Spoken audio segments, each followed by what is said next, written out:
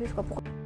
Dia suka main perempuan, dia suka selingkuh. Dia udah sering ngancur-ngancurin barang, Kak. Oh, apa aja nih barang dihancurin? TV, mobil-mobil, kaca-kaca, nih kayak gini-gini semua bisa dihancurin. Sampai dia udah siram-siramin minyak tanah, Kak. Terus polisi datang, saya polisi, terus dia bawa palu. Aduh. Ini urusan rumah tangga gue, maju lu sini. Apa benar Marissa Ica adalah istri kelima pejabat? Ini yang aku harus ceritakan karena anakku juga harus tahu. Jangan sampai ibu gue kok nikah berkali-kali ya gitu.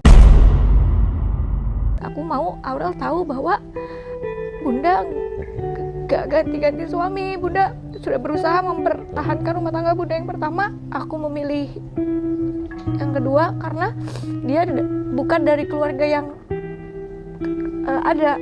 Aku pikir oke, orang kaya tuh bisa seenaknya ya, injek-injek perasaan orang gitu. Terus aku ya udah ambillah dari laki-laki yang biasa-biasa aja. Ternyata pas udah dicobain gagal juga. Nah, akhirnya mencoba lagi deket sama laki-laki. Ternyata aku dapat teguran, ternyata laki-laki itu udah punya istri. 3, 2, 1, close the hordeng. Yes, Marissa Ica. Kali ini bukan berhubungan dengan MZ, tapi mungkin nanti akan saya tanya-tanya juga perkembangan proses dengan MZ, karena dengar-dengar MZ udah jadi tersangka berkat dari kasusnya Mbak Ica, dan sebetulnya harusnya sudah dijemput paksa ya. Harusnya, Kak. Oke, tapi nanti kita belakangan. Tapi ada yang mengejutkan nih Marissa. Apa benar Marissa Ica adalah istri kelima pejabat? Karena, jangan dibantah dulu ya. Karena saya mendapat artikel, tuh, Farhad Abbas bilang, sebut Marissa Ica pernah jadi istri kelima dan menikah sebelum cerai. Oke. Terus habis itu ada lagi tuh. Farhad Abbas tuding Marissa Ica pernah jadi istri kelima, kuasa hukum jangan suka halu. Ini kenapa nih? Bener nggak? Marissa Ica kan, saya waktu terakhir datang ke sini saya puji-puji cantik, saya aja sampai gemes manja gitu kan ya. Daripada jadi istri kelima, istri kedua aja Mbak. Iya kan? Hah? Keduanya siapa nih? Aduh, keceplosan deh. Saya berantem nanti malam saya deh. Ya kan maksudnya daripada istri kelima, istri kedua aja gitu kan. Bener nih. Seorang secantik dan sesukses. Istri kelima, buat apa jadi istri kelima Mbak Ica? Iya. Sebenarnya aku sedikit ngobrol sebentar ya. Oke. Di sini aku sebenarnya nggak mau perpanjang permasalahan, tapi aku akan menjelaskan semua ke Kak Uya ya. Harus dijelaskan. Karena di sini kan aku kan punya keluarga, aku punya anak nih Kak Uya yang harus punya masa depan. Dia punya teman-teman, aku nggak mau dia dihujat sama teman-teman. Aku juga di sini aku masih sendiri dan nantinya aku bakal harus punya pasangan. Aku nggak mau nanti orang pasangan aku keluarganya melarang sama aku karena image aku yang sudah dibuat buruk. Gitu. That's why aku Kak Uya ajak podcast ya sekalian aku mau klarifikasi gitu. Oke, permasalahan yang tadi Kak Uya tanya ya. Iya. Jadi gimana ya ceritanya? Iya. Si mantan suamiku juga agak aneh dia tiba-tiba langsung datang ke Pak Dodi. Aku juga kaget banget. Oke, karena saya potong dulu ya. Kenapa bisa ada berita seperti ini? Karena beberapa waktu yang lalu, berapa hari yang lalu, berapa hari yang lalu ya, mantan suaminya Marissa ini, Safir namanya ya, tahu-tahu ketemu dengan Dodi Sudrajat, ya kan, bertemu dan keluarlah akhirnya pernyataan-pernyataan, akhirnya keluar berita ini gitu kan. Oke, lanjut. Nah, akhirnya kan maksudku kalau memang dia ada masalah sama aku, kok ke Pak Dodi gitu. Kenapa nggak? Ya kalau memang dia bilang kan harta gono gini. Iya, karena dia bilang katanya ada harta gono gini yang belum selesai. Artinya setelah kalian bercerai, ada hak dia yang belum didapatkan gitu. Menurut dia begitu kan? Iya. Maksudku kalau memang ada hak dia yang belum dia dapatkan, kenapa dia nggak urus aja ke pengadilan?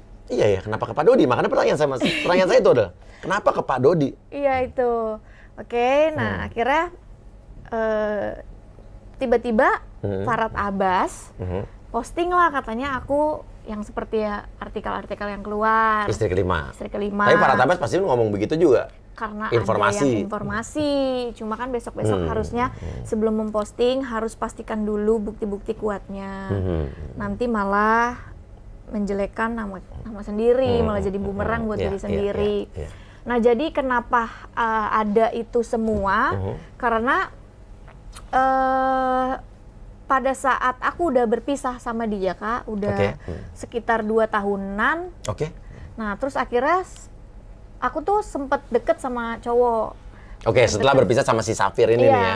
Sempet deket sama cowok, sempet deket sama laki-laki ya karena udah 2 tahun kan aku berpisah sama dia. Karena dari 2017 sampai ke 2019 aku tuh udah hubungannya nggak baik. Dari 2017 ke 2019. Tapi masih menikah ya? Masih dalam pernikahan karena nggak susah cerai dari dia, Kak. Gimana? Susah cerai itu kenapa kok? Ada cerai susah tuh gimana sih?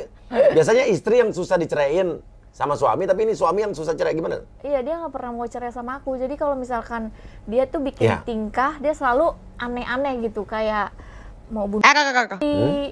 Jadi setiap Marissa pengen cerain dia bikin tingkah gimana? Caranya?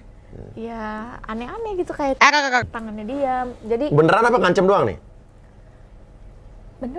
Beneran gitu? Bener-bener ditusuk.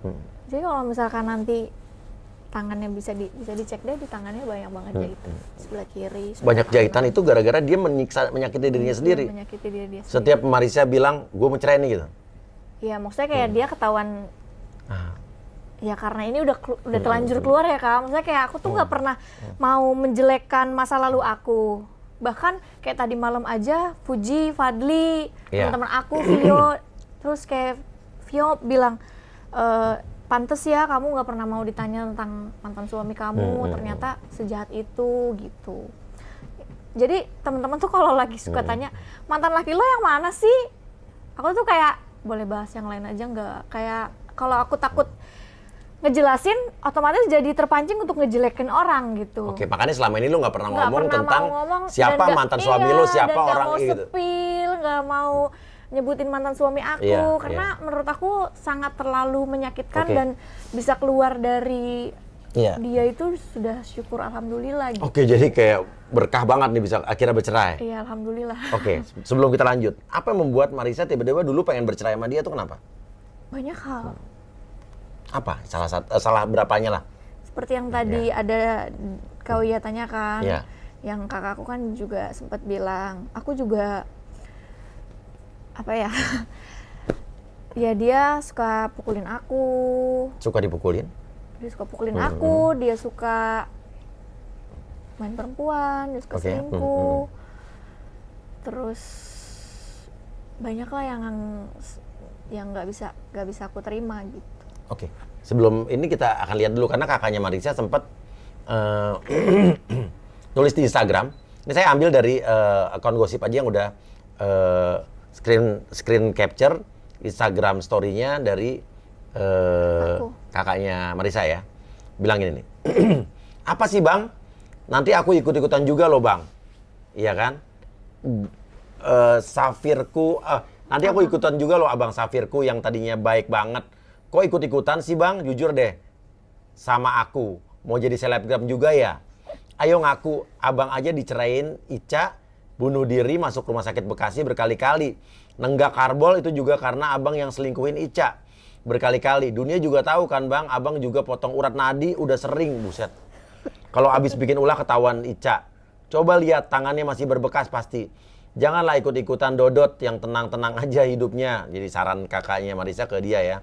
Aku kasihan doang sama mama papa. Kalau Abang berkuar-kuar gini bukan karena mau belain Marissa. Ada lagi. Ini juga ya. Ini kakaknya Marissa juga ya. Ributin masalah gono gini. Karena di press conference kemarin dia ngomongin soal gono gini ya. Abang aja ditemuin sama Ica pas lagi nggak ada kerjaan. Lagi jatuh, yang modalin siapa? Marissa kan yang kasih link semua, link-link kenalan polisi. Semua siapa? Ica juga kan? Maksudnya apa nih? Jadi pada saat aku pertama kali ketemu sama dia. Tahun berapa? 2014. Nah terus udah gitu dalam keadaan ya bisa dikatakan rumah nggak ada, nggak punya. Dia ini? Iya. Oke. Ada mobil pun, ya mohon maaf ya, aku sebelumnya mohon maaf banget sama keluarganya mantan suami aku. Aku nggak maksud untuk menjelekkan sedalam itu.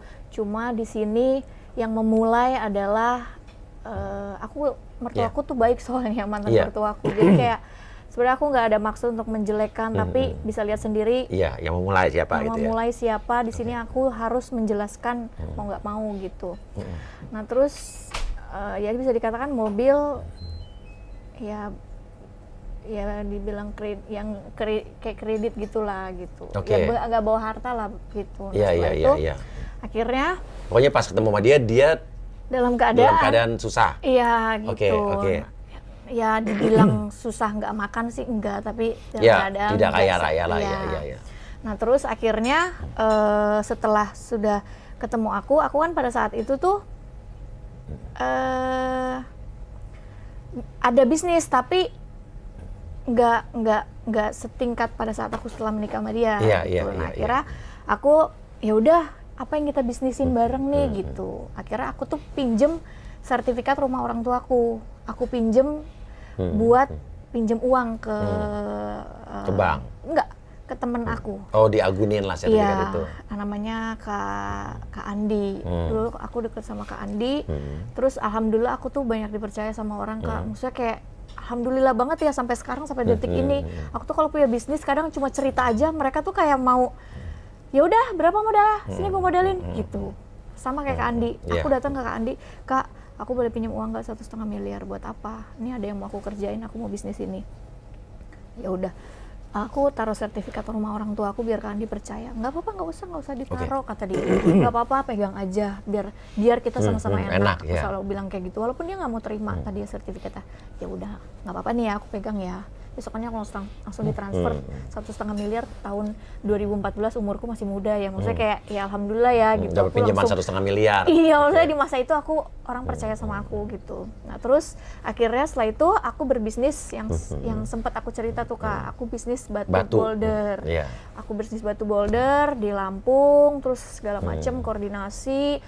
Terus Kapolda Lampung juga dulu kan zaman Pak Edward Syapenong juga aku deket juga. Terus zaman setelah Pak Edward, Pak Ike juga semuanya hampir rata-rata pekerjaan itu aku yang handle gitu. Terus akhirnya, gitu sampai dari lapangan, sampai dari kantor, akhirnya kita bangkit, kita punya kantor, kita punya perusahaan sendiri, kita bisa punya, akhirnya pada saat Pak Edward Syapenong itu punya acara, terus aku kan diundang VIP gitu kan, otomatis kan kalau kayak gitu kita punya relasi banyak kan Kak, terus kayak habis itu aku dikenalin pengusaha-pengusaha pasir segala macem, terus kita bisa meningkat, kita bisa punya PT perusahaan pasir, kita bisa punya PT-PT yang lain lah di dunia tambang gitu. Nah setelah itu kita udah alhamdulillah sangat berkecukupan gitu, terus juga ngisi minyak di usaha kita sendiri, terus kayak tambang orang kita isiin minyak-minyaknya gitu. Terus udah dalam keadaan enak, ya udah, terus dia merasa, kata dia, kamu boleh nggak jadi ibu rumah tangga aja. Oh, lo disuruh jadi ibu rumah tangga sama dia? Udah di titik enak. Padahal lo yang kerja semua. Sebenarnya aku nggak mau katakan aku kerja semua, dia juga kerja. Tapi maksudnya ya aku bukan nggak sok pinter, tapi aku kan pernah sebelum ngerjain batu boulder ini aku pernah kerja sama orang di tambang Kak. Biar gimana pun aku orang kantor dan aku orang lapangan. Sistem kerja kantor dan lapangan otak aku ada gitu. Pernah ada pengalaman. Jadi which is harusnya lo butuh gue gitu. Sampai di titik ini kan bisa karena nggak bermaksud ya karena ada aku gitu. Nah terus abis itu dia bilang, soalnya kita harus berdebat terus di kantor. Mau kamu A, mau aku B. Kita selalu, nah nanti abis itu sampai di rumah nanti selalu ada masalah gitu. Ya udah, jadi istri yang baik aja di rumah. Aku udah bisa kok ngerjain semuanya. Ya udah, aku jadi istri yang baik. Jadi ibu rumah tangga tuh? Jadi ibu rumah tangga. Ninggalin tuh kesibukan kerja? Iya, ninggalin kesibukan kerja. Itu pun karena aku udah biasa kerja kali Kak. Jadi aku tuh waktu disuruh di rumah pun akhirnya aku buka toko bakso di rumah. Boleh nggak aku jualan bakso? Jadi karena tukang bakso, iya. Walaupun waktu itu dalam pengusaha tambang jadi walau keadaan ekonomi oke banget ya. gitu kan, tapi aku jualan bakso, punya ruko, aku ambil ruko, terus habis itu aku jualan bakso, aku ngolah bakso sendiri, terus habis itu baksonya laku juga tuh Kak. Ya, alhamdulillah apa yang aku bikin, alhamdulillah laku semua gitu. Oke. Nah, masih ada sekarang? Nggak ada. Oke. Nah, terus sudah gitu, setelah udah dalam level yang enak, udah disitulah mulai dia berubah. Apa berubahnya? Ya jarang pulang, terus nggak peduli sama aku, terus selingkuh.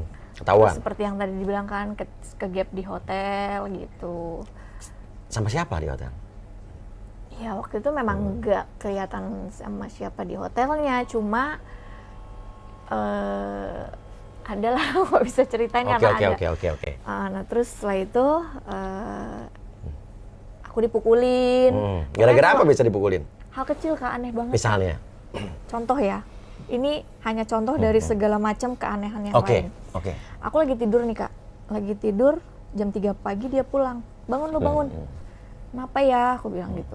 Terus memilih ayah. Oke. Terus gue mau ngomong sebentar. Ya udah, enggak, aku coba sama ngomong ini.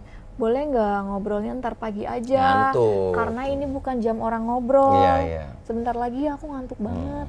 Kalau mau minta ambilin minum, aku ambilin minum. Aku bilang gitu. Duduk dulu sebentar, gue ngobrol. Mau ngobrol sebentar. Akhir-akhir udah lagi ngantuk banget karena aku habis beliin ke keluarga kan mau lebaran tuh. Aku setiap lebaran tuh suka kasih buat keluarga baju samaan. Terus suka bagi-bagi mukena buat di kampungnya gitu. Capek karena habis gotong-gotong semuanya sendiri gitu. Terus habis itu dia bangunin aku jam 3 pagi, aku tidur kayak baru 4-5 jam gitu. Pas aku bangun ya udah mau nanya apa gitu. Itu si Iren, kakakku Iren. Itu si Iren ngapain ya ke Bandung? Pertanyaannya aku nanyain kakak aku. Aku nggak tahu, sumpah demi Allah. Seandainya pun aku tahu, ya bukan urusan aku. Lagian kamu nanyain dia ngapain gitu. Gue tahu dia ngapain. Ya terus kalau memang tahu juga kenapa kayak suka kasih pertanyaan di luar logika kita gitu Kak. Nah terus habis itu aku bilang, udah ya, aku capek banget, boleh nggak aku lanjut tidur lagi? Besok lagi kita ngobrol ya. Udah aku splek tidur. Bangun nggak lo? Kalau lo nggak bangun, gue hancurin tuh mobil di bawah, kata dia. Terus udah gitu, ya terserah kamu lah. Itu udah di posisi aku udah capek banget tuh sama kehidupan aku sama dia. Dia udah sering ngancurin barang Kak. Oh, apa aja nih barang dihancurin? Wah, satu rumah. Demi Allah. TV, mobil-mobil, kaca-kaca, nih kayak gini-gini semua bisa dihancurin. Dalam rangka apa? Acara apa tuh? Kalau marah-marah suka ngancurin semua. Misal contoh ini marah sama kamu nih. Iya. Gimana, maksud marah nih? Iya, marah. Terus dia langsung ngancurin? Bisa ngancurin, sampai lucunya kadang-kadang kulkas, dia buka, terus dia palu-paluin semua isi dalam kulkas. Pakai palu? Pakai palu, dia beli dulu palunya, material. Serius nih. Demi Allah, ya astagfirullahaladzim, aku jadi bawa-bawa nama Allah. Tunggu, TV dihancurin? TV dihancurin. Kenapa kok TV dihancurin? Udah berkali-kali beli TV. Jadi kayak awal pertama kali aku shock, tapi yang akhirnya bertahun-tahun. Oke, berapa tahun setelah nikah dia menghancurkan barang? TV hancur. Ya udah kayak beli TV baru ya. Kayak udah biasa gitu. TV atas, TV bawah, pintu-pintu, kaca-kaca jendela. Jendela juga dipecahin? Iya. Jadi jendela tuh kayak kalau udah dia habis marah-marah, aku teleponin tukang TV, aku teleponin tukang jendela. Oh, jadi kamu akrab lah sama tukang TV, gitu. Material, ya toko-toko besi gitu ya, toko kaca gitu ya. Allah. Okay.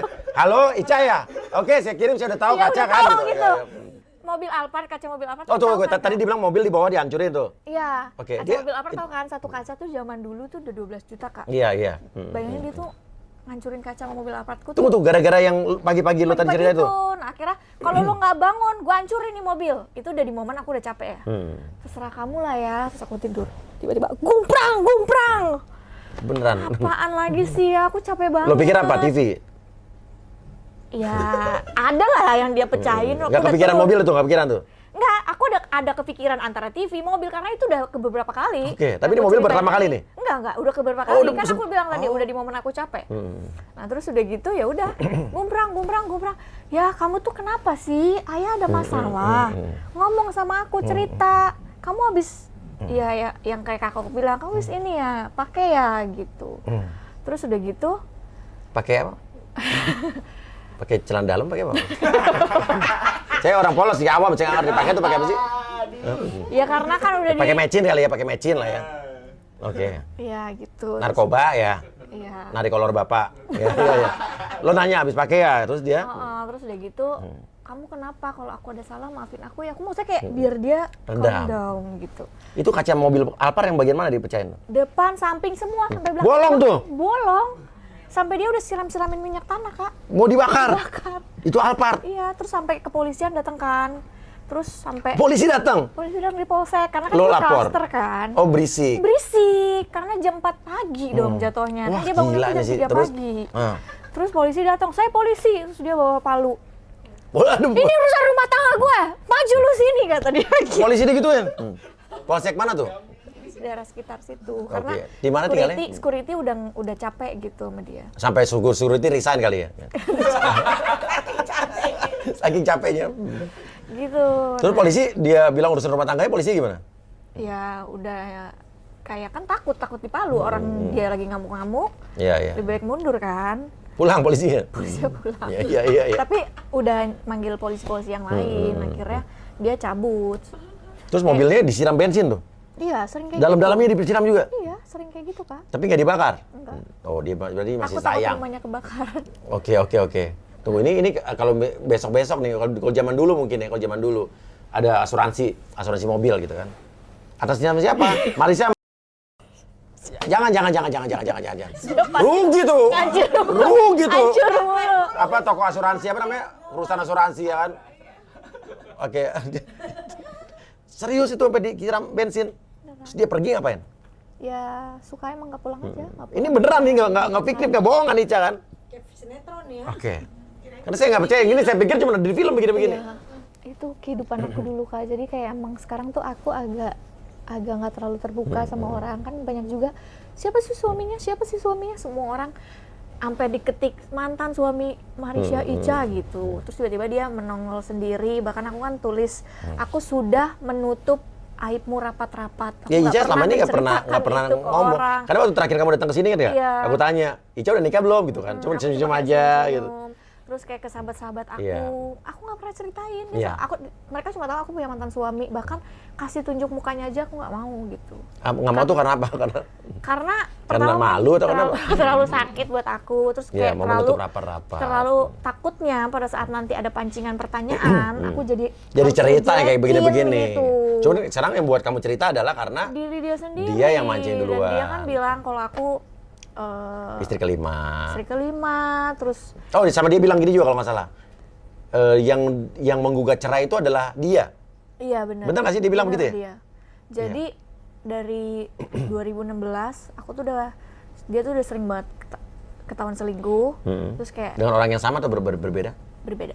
Oke. Nah terus udah gitu pasti dong istri kan kayak udah capek aku. Kamu udah cantik begini masih diselingkuhin? Ketahuan sama pasti laki-laki. Selingkuhnya lebih cantik lagi pasti dong harusnya. Harusnya. Bener loh, orang kalau selingkuh itu teorinya harus lebih cantik dong, bener dong. Tapi jangan sampai selingkuhannya jelong. Tapi sekarang lagi tren, Kak. Selingkuhannya jelong. Yang mau merasa aku cantik, maaf ya. Kalau aku bilang kamu cantik kok. Masya Allah. Cuma siapa tahu nyangkut. Awalnya pujian dulu, siapa tahu nanti lama-lama kan. Lanjut, ini intermezzo aja. Tapi siapa tahu beneran ya. Oke, lanjut. Habis itu dia jadi sering ketahuan selingkuh. Terus intinya dia bener yang gugat kamu nggak? Iya bener, karena aku udah ngajuin gugatan berkali-kali, tapi dia selalu ada cara untuk supaya nggak jadi cerai. Oh, jadi yang gugat tuh kamu sebetulnya, bukan dia? Nggak, awal pertama kali aku ajuin gugatan di pengadilan Tangerang, itu mungkin masih ada recordnya kali ya kalau di pengadilan Tangerang, itu berkali-kali aku sudah pernah mengajukan cerai. Tapi susah banget cerai sama dia, Kak. Setiap habis cerai, ya dia bisa baik-baikin aku, dia bisa sujud-sujud di kaki aku, dia bisa minta maaf, nangis-nangis. Tapi habis itu nanti dia bikin ulah lagi. Nah, terus bikin ulah lagi. Kadang-kadang udah dia yang berulah, terus aku marah, aku nggak boleh marah. Dia misalkan dia habis selingkuh nih. Iya. Terus habis dia selingkuh, dia pulang ke rumah. Terus dia setiap pagi kan harus dibuatin susu sama kayak kue-kue gitu. Terus kalau aku ngasihnya cemberut nggak boleh. Harus senyum. Padahal kan maksudnya kayak aku lagi kesel karena dia habis ketahuan selingkuh kan. Maksudnya kayak harus tetap, kenapa? Masih marah? Gitu. Ya wajar dong ya kalau iyalah kalau kayak misalnya lakinya selingkuh masalah, ya sayang, ini ya minum susu ya, selamat ya habis selingkuh ya, aku seneng deh kamu selingkuh kan nggak mungkin. Dia kan masih bagus dikasih susu. Ya, kalau gue jadi istri suami gue selingkuh ya kan, boro-boro susu ya gue kasih yogurt yang udah basi, ya kan. Kalau nggak dari sapinya nenek-nenek gitu kan. Iya kayak gitu, jadi nggak boleh aku marah. Nanti dia ya udah cari-cari masalah, cari-cari gara-gara, terus tiba-tiba gebrak lah, nggak suka dengan muka aku cemberut. Pertanyaan saya nih, ini pertanyaan nggak penting tapi penting menurut saya. Barang pertama yang dihancurkan dalam perkawinan, ingat nggak? Handphone. Itu lagi kisahnya apa tuh kisahnya? Suka lagi gara-gara berantem apa tuh? Suka halusinasi sendiri Kak. Jadi sempat dibilang katanya orang keuangannya dia selingkuh sama aku. Sedangkan aku aja nggak pernah punya orang keuangannya dia. Oh jadi dia bilang kamu selingkuh sama orang keuangan dia, tapi dia nggak punya orang keuangan? Dia punya orang keuangan, dia punya, kan kita dulu kan banyak duit, ya alhamdulillah saya ada gitu. Kamu dibilang selingkuh orang keuangannya? Iya, itu pun kantor kan ya beranjak dari aku gitu. Terus udah gitu, akhirnya adalah orang keuangan yang dia percaya. Terus tiba-tiba dia bilang, tampan nggak? Ya sosok lah. Ya. Nah terus udah gitu dia bilang kayak gini, kamu ada ini ya, sering chatan ya sama si ini? Hah? Nggak pernah ya? Nggak usah bohong. Dia sering datang kan ke rumah? Demi Allah, demi Rasulullah, aku punya simpen nomornya juga enggak gitu. Buka nih handphone. Buka. Ntar dia suka cari gara-gara handphone lo nih dibuka? Iya, suka handphone aku disita. Terus nanti cowok yang follow aku di DM sama dia. Lu ada Lu ada hubungan apa sama dia? Ada hubungan apa sama istri gua? Di DM gitu? Iya, sampai tuh cowok yang follow karena kayak baru ketemu sekali, terus kita story-storyan, biasa kan follow-followan gitu ya Kak, dan belum tentu ada apa-apa kan. Nah, temen aku yang kenalin tuh cowok, akhirnya ditanya dong, ini kenapa ya? Ini lakinya temen lo ya? DM gua katanya gitu. Katanya ada apa? Gua aja ketemu sama bininya baru 1 kali, suka kayak halusinasi. Oh, untung gua follow lo pas setelah lo cerai ya. Kalau nggak gua di DM nih. Terus kan. udah gitu ya udah nanti kayak gitu-gitu handphone aku bisa dipecahin, bisa dibanting. Dipecahin begitu? Itu barang pertama tuh? Iya, handphone. Dipecahinnya tuh bukan dipecahin tang gitu, enggak bisa. Buang dia. Oh, ke plafon tuh? Ya, sampai remek pokoknya dia. Karena pada saat itu lo berdua ya lumayan sukses kan ya? Iya, jadi beli barang tuh gampang. Iya, dan dia... Coba kalau lagi miskin, pasti lempar juga mikir kan? Bener nggak sih? Iya nggak sih? Dan juga dia tuh nggak suka aku berteman. Nah. Dia nggak suka aku berteman, dia nggak suka. Iya. Semua kontak handphone aku semua diperiksain tuh ada nama siapa aja. Terus nanti dicek namanya diganti apa enggak. Kalau dia nama perempuan suka diganti nama laki-laki semua. Oh, nama laki-laki? Iya. Oh, Mamat tukang sedot WC gitu ya. Oke, intinya dia begitu. Oke, ini saya lagi nih dari kakak lo nih bilang. 2, mobil Ica abang jual buat siapa? Perempuan selingkuhan abang yang akhirnya ketahuan sama abang. Kalau dia punya pacar dan zong nyesel nangis-nangis mau bunuh diri. Tuh maksudnya, nah, itu mobil lo dijual sama dia. Ending yang terakhir pada saat mau cerai, dia tuh lagi kecintaan lah sama satu perempuan. Selingkuhan. Iya, selingkuhan. Nah, disitulah aku berpikir, momen nih supaya aku bisa cerai nih sama dia. Dia lagi gitu. Iya. Cinta sama satu cewek. Aku gimana caranya dia biar cinta sama tuh cewek, gimana caranya mau doain semoga suami saya cinta sama selingkuhan ya, bukan berdua jauhkan itu. Enggak, karena udah capek banget Kak. Keren banget ya. Karena aku minta cerai juga susah. Iya, lo doain tuh. Iya, nah akhirnya di momen itulah supaya dia mau menceraikan aku. Ya udah mumpung dia lagi cinta sama tuh perempuan. Emang cinta banget dia pada saat itu? Ya, buktinya mobil aku, dia tuh cewek. Mobil lo dijual? Jadi mobil itu udah momen, padahal momen-momen kita udah mau cerai? Bukan. Udah mau cerai dan udah hampir hancur bisnis. Oh, jadi lagi nggak sesukses dulu? Karena pada saat aku udah nggak di kantor. Iya, berantakan bisnisnya pasti. Gitu. Mobil apa yang dia jual? waktu itu mobil udah mau habis. Waktu itu mobil kan waktu itu alhamdulillah banyak ya Kak. Ada Mini Cooper, ada Alphard, ada macem-macem lah gitu. Terus terakhir kali tuh aku ada HR-V. Oke. Terus katanya ada orang yang mau dia ada utang sama orang terus harus melunasi utangnya. Ya udah, sampai aku dibodoh-bodohin sama orang tua aku. Kamu itu menikah sama dia tuh dulu punya mobil, punya ini, keluar dari rumah kenapa nggak bawa apa-apa? Sampai mobil kamu kasih juga. Nggak apa-apa mah, aku bilang. Lepas dari dia aja udah syukur alhamdulillah. Udah nggak peduli harta. Kalau misalkan harta bisa dicari, aku ngomong kayak gitu. Aku pun Kak, aku dipukulin, aku nggak pernah cerita sama orang tua aku. Nggak pernah? Asli, aku pas lagi bonyok-bonyok, mama papaku dateng, aku tuh langsung aku make up mukaku. Oke, lo nggak bilang? Enggak, kadang-kadang aku sok-sokan tidur. Kenapa Ma? Bentar ya Ma, Ica ngantuk. Padahal muka aku karena bonyok-bonyok. Dan aku kalau digebugin tuh bukan kan laki-laki yang maksudnya kayak aku sedihnya tuh kalau suami mukul tampar aja satu kali, langsung dia sadar, maaf ya aku kasar gitu. Kamu sih ini ngelawan aku, jadi aku jadi kelepasan. Kalau dia ini muka aku nih, bisa tonjok. Bener Dan lu kuat tuh. Iya Kak. Padahal kan emang seganteng apa sih? Terus yang amat sangat disedihkan tuh dia di Mekah aja, aku juga digebukin. Di Mekah lagi umroh? Lagi umroh. Digebukin di Mekah, gara-gara? Mungkin ya aku tuh dalam posisi itu aku tetap syukurin karena mungkin gak semua orang bisa merasakan apa yang aku rasain. Tapi view-nya Ka'bah. Oh, jadi view-nya Ka'bah tuh. Astagfirullahaladzim, subhanallah lo gitu. Astagfirullahaladzim, kayak lo masa malam justru bingung mau alhamdulillah, subhanallah atau astagfirullah, bingung kan? Karena lu di depan pasti di balik ujian aku berpikir kayak pasti akan ada hadiah yang Allah kasih gitu. Dan ini kok ujiannya keren banget gitu. Tunjukin aku masih kayak Ka'bah. Masih positif aja. Gara-gara gitu. apa tuh dulu tunjukin depan Ka'bah? Nih, gara-gara ini jadi panjang ya. Gara-gara misalkan contoh dia kan tidur mulu tuh waktu di Mekah. Nggak sholat? Sholat sih, tapi kayak harus aku bangunin. Aku udah bawa waker nih, karena kan dia suka kalau tidur kebo. Iya, susah banget dibangunin. Aku udah bawa waker. Subuh-subuh kan, udah azan subuh, kring, aku taruh di kupingnya. Oh, ke kuping. Oh, dia kesel dia. Enggak. Terus udah gitu, ya bangun dong ya, masa di Mekah kita nggak sholat-sholat gitu kan. Nah terus udah gitu, akhirnya udah aku ajak sholat, aku bilang pas pulang, aku mau so asik aja gitu kan, supaya membaur gitu sama dia. Ya, aku tuh kalau sholat tuh suka merasa Allah tuh kayak sayang sama aku, pas aku lagi nangis, aku lagi sujud, Allah tuh kayak lagi elus-elus kepala aku gitu. Maksudku kan emang Allah kan nggak bisa kita lihat, tapi kan bisa kita rasain, dan apa yang kita rasain itulah yang membuat Allah jadi dekat sama kita kan Kak. Nah, memang kita harus membayangkan yang baik-baik tentang Allah kan gitu. Terus dia bilang gini, Allah tuh nggak boleh dibayang-bayangin, nggak usah so tau loh, kata dia gitu. Loh, setahu aku kayak gitu, aku ISQ di Ari Ginanjar kasih tahu kalau misalkan kita harus bayangin kayak Allah deket sama kita, Allah tuh memeluk kita, Allah tuh deket sama kita gitu.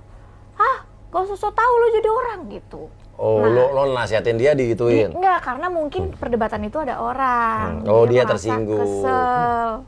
Nah terus ya udah akhirnya sampai di hotel. Cuma gara-gara kayak gitu. Lo diem aja tuh? Ya kan aku bilang, view-nya Ka'bah. Kita tuh bukan jedung gitu enggak. Tonjok yang sampai kelempar gitu. Terus aku kayak cuma la ilaha illa anta subhanaka inni kuntu minaz zalimin. Aku bilang gitu. Nggak usah sok terjolimi loh. Nggak baca ayat kursi, Ma. Jangan supaya keluar setannya kan. Itu pasti setan dong, bener nggak? Iya kan? Nggak tahu sih. Terus wah itu udah akhirnya habis digebukin, aku lari ke kamar mandi, aku kunci. Keluar lu, dia kan biasa gitu, kayak suka kayak kesetanan gitu Kak, kalau udah marah, kayak bukan dia gitu. Keluar lo, aku nggak mau keluar, sampai jam 2 malam, aku yakin dia udah tidur kan. Dia udah di kamar mandi jam 2 malam tuh? Iya, terus habis itu pas kayaknya dia udah tidur nih, aku udah ketiduran juga di kamar mandi. Itu di Mekah Kak, aku udah kayak di film-film kan. Terus udah gitu pas di kamar mandi, kayaknya dia pasti udah tidur, terus aku buka kamar mandi, aku nggak mau lihat dia, langsung keluar ke pintu, pintu keluar, pintu keluar aku dari hotel. Itu 2 hari aku nggak pulang ke hotel. Di mana? Aku tidur di masjid-masjid. Itu kayak masa hidup aku di itu tuh kayak antara sedih tapi aku tetap syukuri karena nggak semua orang bisa merasakan apa yang aku rasain. Dia nggak nyariin lo? Nyariin. Setelah itu dia sadar. Nah terus udah gitu selama 2 hari itu Masya Allah banget Kak, aku nggak bawa uang. Aku cuma bawa mukena yang aku pegang terus waktu di sana di Mekah. Terus udah gitu aku nggak bawa uang, tapi setiap aku lapar habis sholat ngaji di masjid. Untungnya aku bawa pasmina, jadi kalau tidur tuh aku malam bisa aku tutup pakai pasmina gitu. Terus pas setiap aku ngomong, lapar nih, terus tiba-tiba kayak ada orang Arab ngasih aku makan. Itu Masya Allah loh, beneran. Gak usah ini demi Allah nih, tisu doang. Kan aku kerjaan nangis, mulu minta doa sama Allah. Setiap aku, ya Allah nggak punya duit lah buat beli tisu gitu kan. Di sana ada anak kecil kasih tisu. Itu Masya Allah banget. Betul ya, di Arab tuh keajaibannya. Kayak gitu kan, keajaibannya setiap apa yang kita ngomong dalam hati aja, itu bisa langsung dijabah sama Allah. Intinya gitu, akhirnya intinya singkat ceritanya ketemu gitu ya. Ini tahun berapa ya tadi di Mekah? Di Mekah itu masih 2016. Oh belum mau bercerai ya? Belum. Oke. Lu masih bertahan tuh? Masih bertahan. Oke, ini ada foto nih ya, kita lihat nih. Ini kan beredar di akun Kicau Burung nih. Ini foto lu diapain nih? Itu waktu dipukulin yang di mana ya? Pak, sampai banyak lupa. soalnya. Ini di Bibir lu menyon begini nih? Iya. Itu aku dipukulin di Bali kayaknya deh. Kayak kalau liburan juga kayak nggak pernah happy. Pasti aku harus berusaha membahagiakan dia gitu. Iya. Kalau nggak ya takut dipukulin. Ini kayak bibir di filler ya di... Karena bonyok. Bonyok. Oke. View-nya apa? Di Bali ditontonin orang, malu. Di depan orang. Nggak dipisahin? Dipisahin. Tapi dia bilang ini urusan rumah tangga gue. Gitu. Emang? Oke. Dan aku tuh dia nggak pernah di orang gitu mungkin. Tapi Allah kan nggak tidur Kak. Aku merasakan kok apa yang Allah kasih buat aku saat ini, apa yang Allah kasih buat dia saat ini. Oke nih, yang ketiga, berkali-kali abang berulah dan berkali-kali abang bunuh diri. Andalan abang, kalau udah ketahuan ngerum, narkocops. Waduh, narkocops. Sama cewek minum karbol dan galau. Udah dimaafin terus berulah begitu-begitu aja. Maksudnya taunya ini narkocops? Dari mana nih maksudnya kakaknya Ica tahu? Maksudnya ini ada buktinya nggak dia emang narkocopan? Iya, apa ya, pada saat itu memang ya ada buktinya karena dia pernah aku bawa ke RSKO. Oke. RSKO. Oh, rumah sakit ketergantungan obat. Rumah sakit ketergantungan obat. Di situ juga ada rekam medis kan. Kenapa dibawa ke sana? Karena sudah terlalu susah untuk berhenti. Apa dia pakai apa sih? Oh, sama di depan kamu tuh? Enggak lah, nggak berani. Oke, di rumah nggak pernah? Nggak berani. Karena aku suka ngecek-ngecek, itu yang paling bikin aku marah kalau sampai dia makin narkoba. Oke, mungkin itu jadi alasan dia, kayak dia marah-marah tadi dia itu ngancur-ngancurin dia nyiksa. Makanya aku berusaha untuk cari jalan keluar, ya udah aku bawa ke RSKO. Ayo ya, bawa ke RSKO. Terus tapi dari RSKO itu harus direhab, sedangkan dia nggak mau direhab. Nggak mau direhab, jadi jalan keluarnya ini nggak bisa, ini udah lumayan parah, nggak bisa diobatin dengan obat biasa, ini harus direhabilitasi. Jadi dia sering minum karbol tuh? Benar ini, kata kakak lo? Yang beli karbolnya? Ada di rumah kan, suka dia masuk kamar mandi. Terus kalau minum tuh dia apa ancaman setiap mau cerai gitu? Ancaman, karena biar aku kasihan kan, mungkin gak lo kasihan gitu? Supaya nggak jadi cerai. Kasihan abis itu? Pastilah, pasti akan aku urusin. Nanti dia kayak udah geletak, terus udah berbusa, terus kayak otomatis aku kayak. Tapi nggak settingan tuh kan? Beneran. Nggak dia pura-pura ngeluarin busa, udah kumur-kumur. Kan itu busanya kalau nggak Wipol, kalau nggak Baygon, kan busanya bisa aku cium. Oke, sebagai pakar settingan gue berusaha untuk menganalisa ya. Enggak Kak, beneran. Beneran ya? Sampai akhirnya dia cerai sama kamu, dia udah selesai dari kasus ini belum? Dari ketergantungan ini? Nggak tahu. Nggak tahu, lo nggak peduli juga gitu ya? Kalau dulu mungkin menjadi tanggung jawabku karena istrinya. Ya aku adalah istrinya. Sekarang.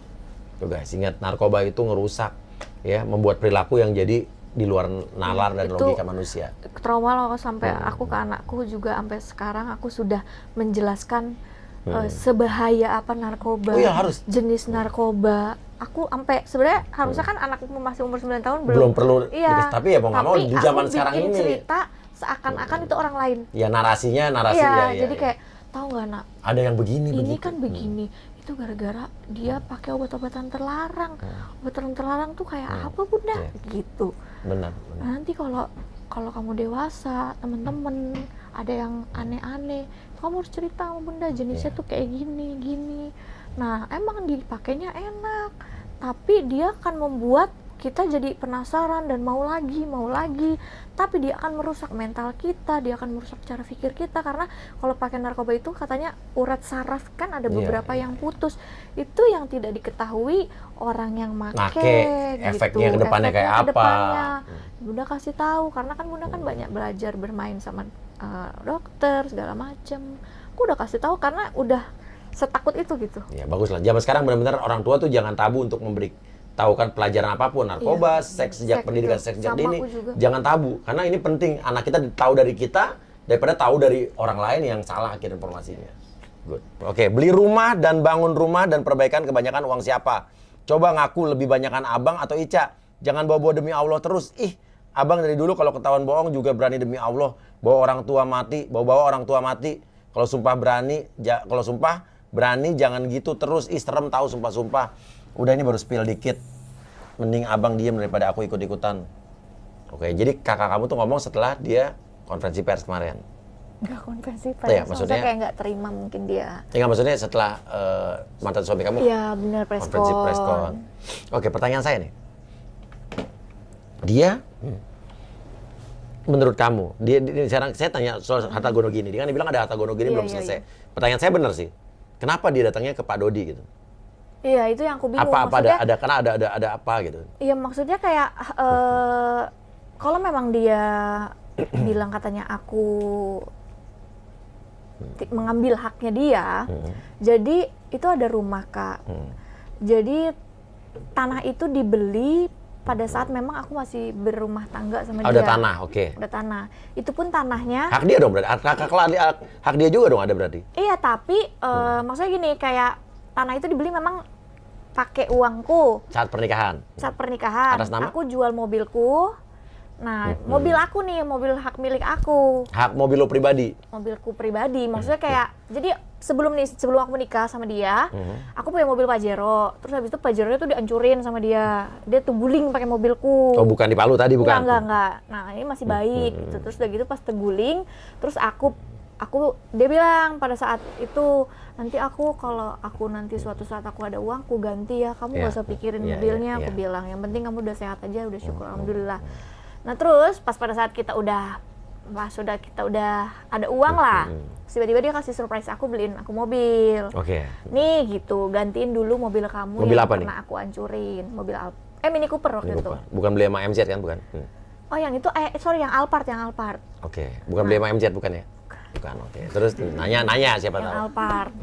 Dia soalnya beliin aku 2 mobil. Ngegantiin Pajero itu yang dihancurin. Iya. Nah terus udah gitu pas udah dibeliin Alphard, kan Alphard itu kan suka dihancurin terus tuh sama dia. Oh yang tadi yang mau dibakar tadi tuh? Iya udah berkali-kali kan dipecahin. Terus kayak udahlah aku jual aja, toh ngapain punya mobil banyak-banyak gitu. Aku jual, bikin sesuatu yang bermanfaat dan memang ada nilai investasinya. Nah ya udahlah iseng beli tanah. Waktu itu tanahnya juga masih murah, sekitar dibeli juga nggak nyampe 500 juta. Nah terus udah gitu beli tanah itu. Nah pisah dari dia itu memang susah banget. Di situ pengacaraku juga bilang, kan dia tulis tuh, memang di situ dia tulis kayak katanya aku tidak pernah bersyukur apa yang dia kasih. Terus aku itu tidak pernah menaati peraturan dia. Padahal demi Allah ya, selama aku menikah sama dia, pada saat dia ijab kabul, itu dalam hati aku udah bilang, ya Allah, insya Allah aku jaga hatiku dan aku jaga badanku hanya untuk suami aku. Aku udah niatkan seperti itu, dan aku udah jaga sebaik mungkin. Aku nggak mau hubungan sama laki-laki, apalagi sama mantan. Tapi dia suka mencari-cari permasalahan gitu. Dan bahkan dia selalu ngomong, lo keluar rumah 1 langkah dari sini, lo nggak izin sama gue, sekalipun lo ke rumah orang tua lo, gue marah. kayak gitu. Pokoknya suka cari-cari masalah lah. Oke, jadi tanah ini yang dipermasalahkan sama dia? Iya. Sekarang tanah ini di mana? Nah, akhirnya tanah ini tuh aku bangun pada saat aku cerai sama dia. Oh, bangun rumah, jadi rumah? Iya, nah terus jadi tunggu, pas aku bercerai sama dia tuh kan dia tulis kalau aku membangkang apa segala macem. Nah, aku sempet nggak terima, aku ngomong sama pengacaraku, kenapa dia nulis gugatan kayak begini? Lu tujuannya mau apa? Mau cerai kan? Iyain aja, karena kalau lu membantah pada saat jadi proses pengadilan, nggak cerai-cerai, kata dia. Tapi kan nanti ini jadi masalah nggak? Tujuannya apa? Mau cerai kan? Lu kan susah kan cerai dari dia? Iyain aja, demi Allah, demi Rasulullah. Saat itu kayak maaf ya, aku sampai demi Allah demi Rasulullah. Pada saat itu yang diminta sama pengacaraku mengiyakan supaya kelar cepat permasalahan ini, cerainya. Oke. Sampai pada saat aku sudah mengiyakan apa yang dia bilang, dia cari perkara lagi. Dia tuh suka gitu Kak, suka cari-cari perkara supaya nggak jadi cerai. Pengacara dia hubungin aku lagi. Aku harus menandatangani mut'aidah. Padahal aku belum menerima sama sekali. Belum terima. Jadi seakan-akan aku harus sudah nandatanganin uang yang dia udah kasih mut'aidah. Oke. Kok dia akhirnya pengen cerai itu kenapa? Gara-gara yang cewek yang tadi itu? Cewek yang tadi, cuma antara gitu, antara mau cerai pas udah dia mau ceraiin aku, dia masuk ke pengadilan karena tuh cewek. Cuma pas udah berjalannya waktu mungkin galau gitu. Nah, akhirnya dia cari gara-gara supaya nggak cerai. Contohnya ya udah kalau memang dia mau cerai, bilang dia suruh tanda tangan mut'aidah karena di pengadilan gue harus kasih mut'aidah buat dia, gue nggak mau, kata dia gitu. Akhirnya aku disamperin pengacaranya, ini masih ada chat pengacaranya, bukti aku tanda tangan, aku seakan-akan sudah menandatangani mut'aidah, padahal itu aku nggak menerima satu perak pun. Nah ya udah aku tanda tangan lah. Terus akhirnya aku nggak punya apa-apa Kak, aku handphone aja nggak punya zaman dulu. Pas cerai itu? Iya, aku sempat share juga zaman kehidupan aku 2018, aku nggak punya handphone aja, aku nggak punya karena handphone aku dihancurin sama dia. Aku bener-bener zero. Dia bikin seakan-akan lu tuh butuh gua. Jadi semua handphone, duit dikosongin sama dia. Aku tinggal hidup sama kakakku, numpang hidup. Udah kakakku, ya masalahnya kayak kakakku kan banyaknya juga dari aku juga. Terus pada saat itu hancur lah hidup, kayak gimana ya kehidupan aku. Aku di situ handphone nggak punya, bahkan teman aku jual handphone tuh 800.000, handphone Cina. Aku nggak pernah cerita juga ke teman aku tuh jarang cerita kesusahan aku. Terus kayak handphone lo mau dijual ya, dijual berapa? 800.000 aja lah buat lo. Tapi boleh cicil nggak? Kak, 800.000 aja gitu. Aku cicil Kak di 2018. Apa lu cangkong apa? Cangkong bener? Enggak. Ya apa-apa. Xiaomi. Nggak apa-apa, tadi aku mau nyebutin. Iya. Iya, second kan soalnya bekas online shopnya dia. Bahkan kemarin teman aku yang aku ceritain aja, lu inget nggak gue pernah beli handphone lo? Itu tuh gue lagi susah banget. Tau nggak, gue sampai cicil gue karena gue punya duit. Ya Allah, kalau lu cerita, gue pasti bakal kasih tuh handphone buat lo gitu. Iya, kata temen lo kalau lu cerita masalah lo, gue jualnya 775. Iya. Nah terus akhirnya aku numpang lah hidup sama kakakku. Terus aku setiap hari aku kerja. Aku pacuan aku tuh cuma Allah. Di situ aku nggak punya apa-apa, duit aku nol. Aku cuma datang ke kajian, terus kata Allah akan kuberikan rezeki yang disangka-sangka bagi hambaku yang bertakwa. Lah aku nggak punya modal, aku nggak punya handphone, aku nggak punya temen, aku nggak punya kontak nomor siapapun. Aku mau ngapain? Ya udah aku bersandar sama Allah, aku rajinin sholat kan takwa kata Allah kan. Ya udah, arti takwa tuh apa sih? Aku cari tahu sendiri gitu. Ya udah aku sholat 5 waktu tepat waktu, rajin puasa Senin Kamis, rajin tahajud, rajin duha. Itu masya Allah, tiba-tiba apa yang aku kerjain semuanya jadi uang, berhasil. Apa yang aku kerjain akhirnya berhasil. Sampai sekarang ini gitu ya. Ya alhamdulillah. Oke, pertanyaannya. Nah, tanah lagi, tunggu belum selesai. Tanah. Nah, terus akhirnya aku bangun lah tuh. Aku pikir kan aku masih ada tanah. Aku cuma ada tanah. Udah aku bangun itu pelan-pelan. Udah cerai nih ya? Belum cerai Kak, karena dia memang susah-susahkan perceraikan itu. Belum, tapi lagi proses cerai ya? Oke. Nah terus udah gitu selesai aku bangun, 100% itu aku bangun sendiri. Lo udah bangkit lagi ya? Udah bangkit, tapi memang bukan rumah yang besar, tapi menurut aku, kenapa aku mempertahankan rumah itu rumah yang sangat menemani perjuangan aku, rumah yang benar-benar susah, sedih aku di dalam rumah itu. Aku benar-benar kerja keras, yang aku rasain kerja keras, susah payah aku bangun rumah itu. Makanya aku kayak amat sangat menyayangkan rumah itu gitu loh. Nah, itu yang dia tuntut buat jadi Gonogini. Iya, atau juga itu rumah juga nggak rumah besar kok, Kak. Maksudnya kayak rumah luas 140 ya. Di daerah mana? 1M-an lah. Di daerah mana? Serpong. Itu yang dia tuntut. Itu yang dia tuntut. Kamu nggak akan mau ngasih? Bukan nggak akan mau kasih. Toh itu aku merasa dia juga waktu itu udah bawa harta dia. Aku keluar nggak bawa apa-apa. Bahkan lu nggak menuntut apa-apa pun? Iya, Ida lu suruh tanda tangan, gue tanda tangan. Terus, rumah yang dulu kalian tinggalin? Kenapa? Yang rumah kalian tinggalin dulu? Ya udah kan ada masalah kan. Oh, yang udah gone tuh semua tuh? Iya. Nah terus udah gitu dia juga waktu itu yang mobil juga itu akhirnya aku keserahkan, kata dia ada utang. Yang ternyata buat ceweknya itu?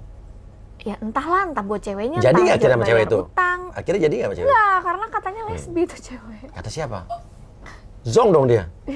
Ninggalin lu ternyata cewek itu. Lines? Iya. Wow gitu ya. Oke. Itu yang dia minta Gonogini itu ya? Nah terus toh juga sebelum menikah aku tuh ada perjanjian pranikah. Oh, ada isinya apa tentang intinya apa? Aku nggak tahu.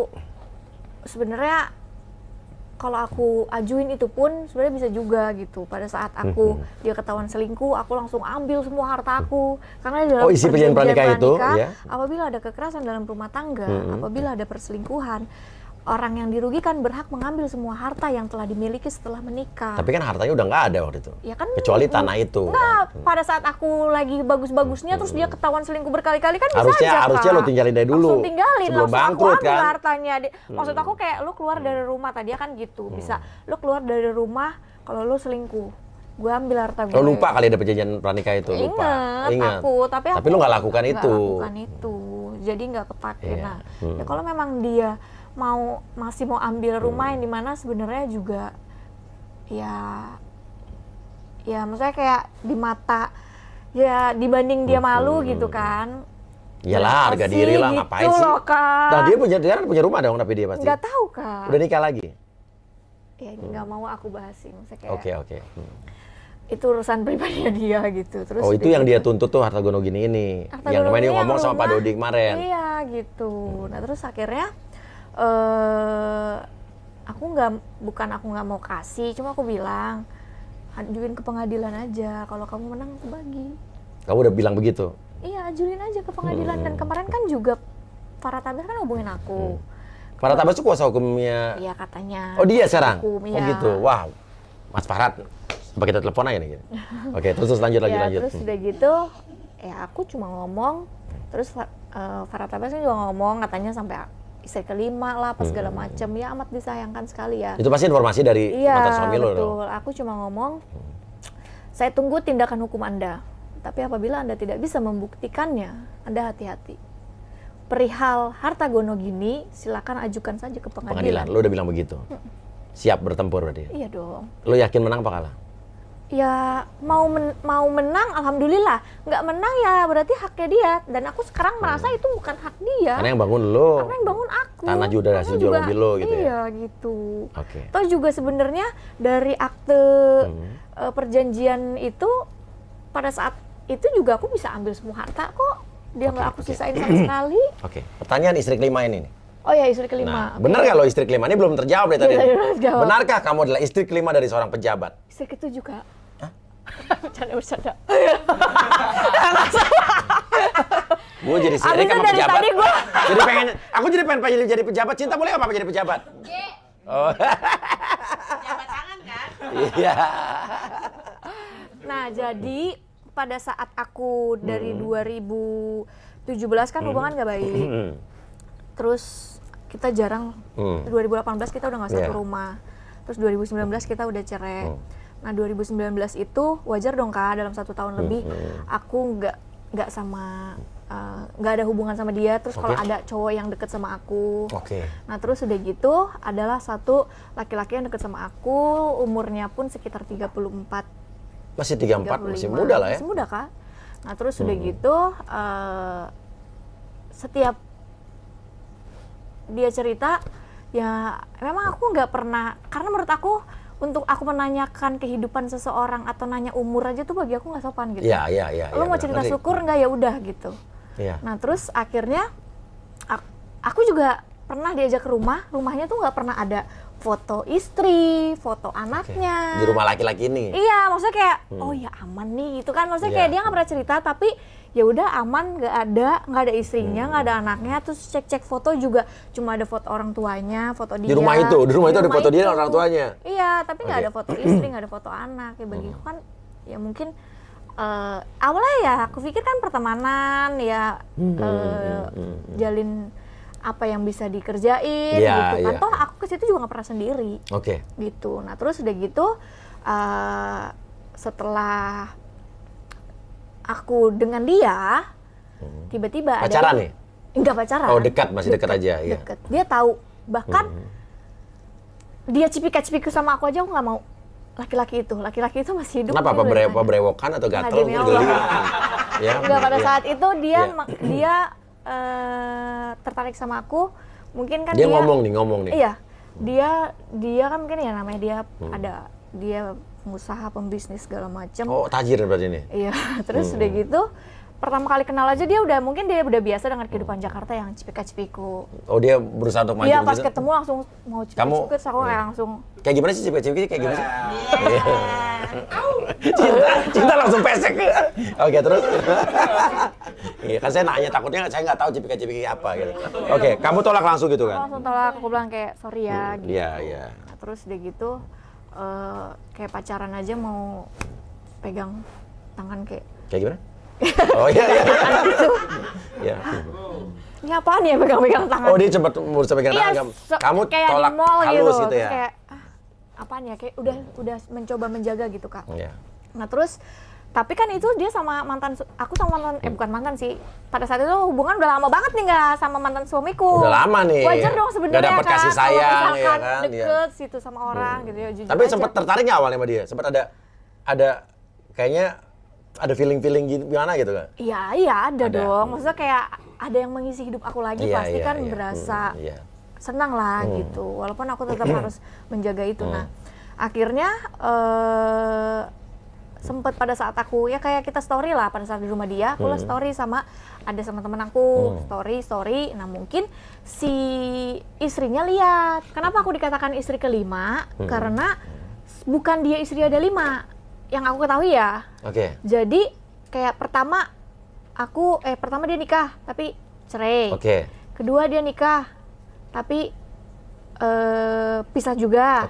Nah ketiga versinya dia menikah lagi, akhirnya katanya istrinya 2 tahun nggak pulang. Dia cerita begitu, ceritanya dia. Wajar lah kalau aku kan perlu orang yang ngerawat aku menikah lagi lah sama istriku. Jadi istri 4 tuh bukan istrinya 4 ada semuanya ya. Tapi dia cerita setelah lu tanya ke dia nih? Iya dong, kan pas aku di DM sama istrinya. Oh tiba-tiba selalu story di DM nih? Iya, di DM. Bilang gimana coba? Kamu istrinya si ini ya? Saya istrinya si ini gitu. Kaget dong aku. Oh, udah punya istri. Iya, malah posisinya di Bandung. Itu aku nangis-nangis, maksudnya kayak kaget aku. Padahal udah mulai ada. Iya, lumayan ada. I love you so much sudah ada ya. Iya. Nah, terus udah gitu ya udah akhirnya aku nggak bisa berkata apa-apa karena aku salah. Maksudnya kayak aku mau iyain takut mereka ribut.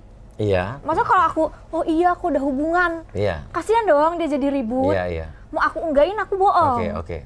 Jadi aku cuma bales I'm really apologize. Aku bahasa Indonesia kayak aku cuma minta maaf. Dan saat ini aku nggak bisa ngomong apapun. Lo ngomong gitu ke dia? Aku cuma ngomong itu aja.